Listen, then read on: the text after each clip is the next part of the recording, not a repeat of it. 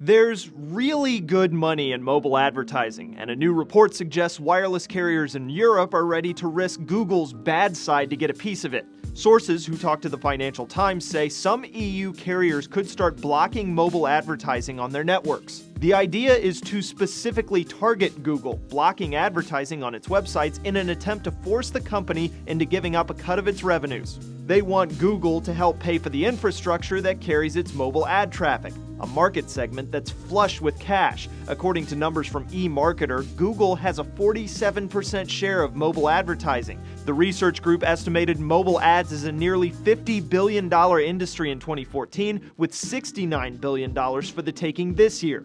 But as Ars Technica points out, these attempts at leverage have a long history of failure. When French ISP Free started blocking ads through its home routers in 2013, for example, regulators came down hard. Now, there's not exactly any love lost between the EU lawmakers and Google. Last month, the European Commission capped a 5-year investigation into Google's enormous EU market share with antitrust charges. But holding networks hostage for revenue is a different kind of politics. In a statement sent to several outlets, Google made it clear it disagreed with the carrier's rationale. Google and other web companies invest heavily in developing these services and in the behind-the-scenes infrastructure to deliver them. In other words, writes Wired, the web's most powerful company is not about to negotiate away the business model that drives its entire online empire.